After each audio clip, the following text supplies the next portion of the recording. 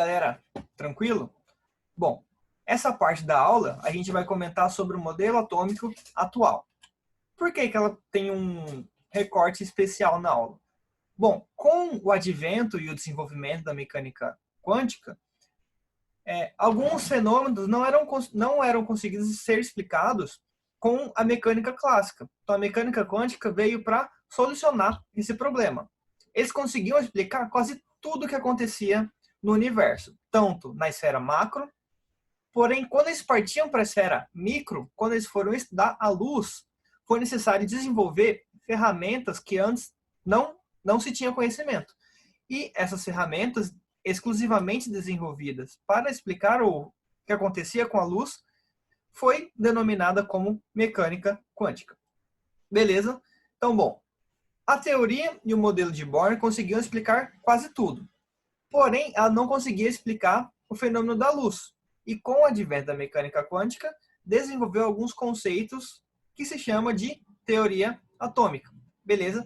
Nessa teoria atômica, ela aborda os conceitos que foram desenvolvidos e que aperfeiçoaram os modelos de Bohr. O modelo que Bohr aperfeiçoou. Beleza?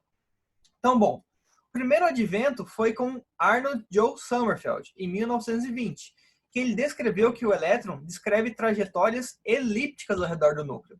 Qual que era a diferença disso para o modelo de Rutherford Bohr, melhor dizendo?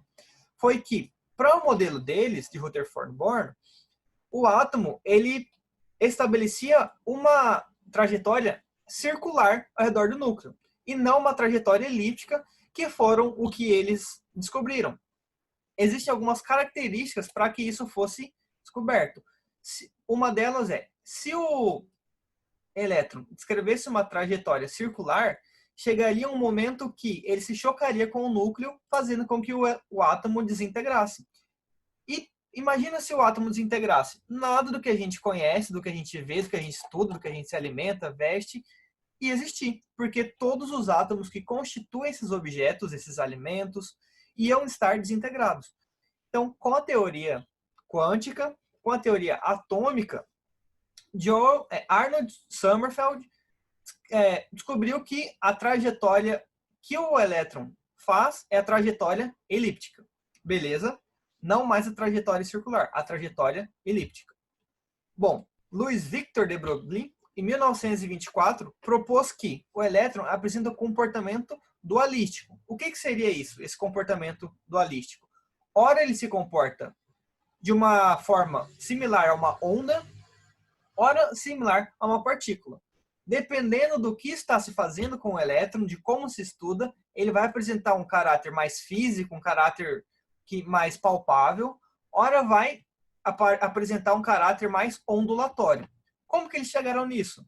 Bom, o primeiro exemplo foi utilizando um laser e uma fenda dupla. O que essa fenda dupla faz? Bom, quando a gente passa um laser por aqui, nessa fenda dupla, se a gente coloca um padrão de interferência, uma cartolina, uma parede, a gente observa que acontecem falhas nessa luz. A gente não observa uma luz contínua aqui.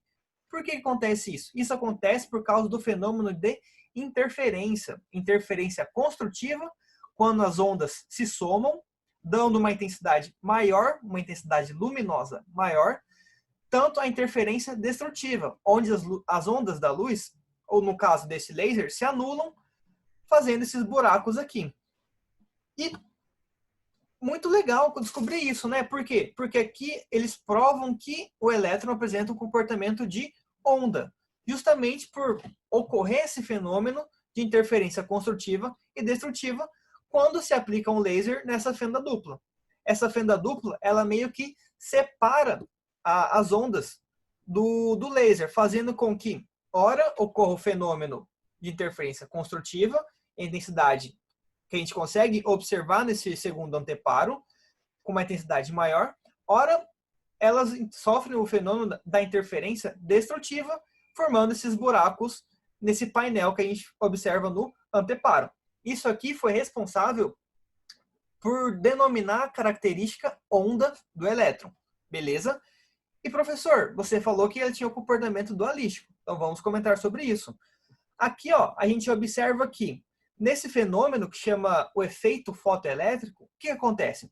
Se a gente pegar uma placa de metal e aplicar uma intensidade de luz bem forte nele, é observado que alguns fótons dessa luz que a gente viu na parte passada da aula, eles vão ejetar elétrons desse metal.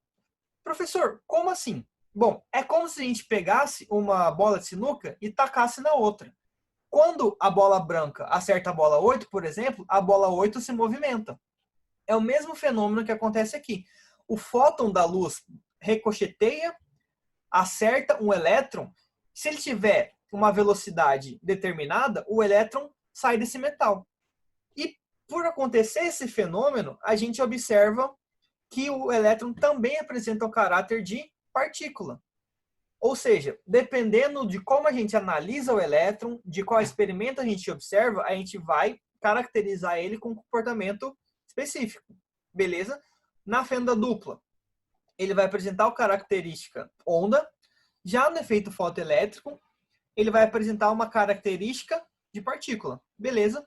E Louis de Broglie, observando esses dois experimentos, propôs que o elétron apresenta um comportamento dualístico. Beleza?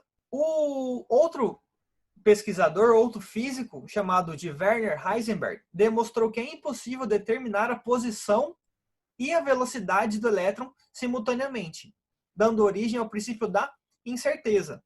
Como assim? Bom, ele percebeu que quanto mais precisamente eu sei a velocidade desse elétron, eu não vou saber a posição exata, justamente porque, como eu sei muito bem a velocidade, ele vai estar simplesmente em movimento. Então, cada hora ele vai assumir uma posição diferente. Então, eu não vou saber exatamente a posição dele. E o mesmo vale. Se eu sei a posição exata em um instante, eu preciso reduzir a velocidade dele para um valor que eu não vou saber como. Por quê? Porque se ele estiver em movimento, eu não sei a posição. Se eu souber a posição, eu não vou saber a velocidade. Beleza?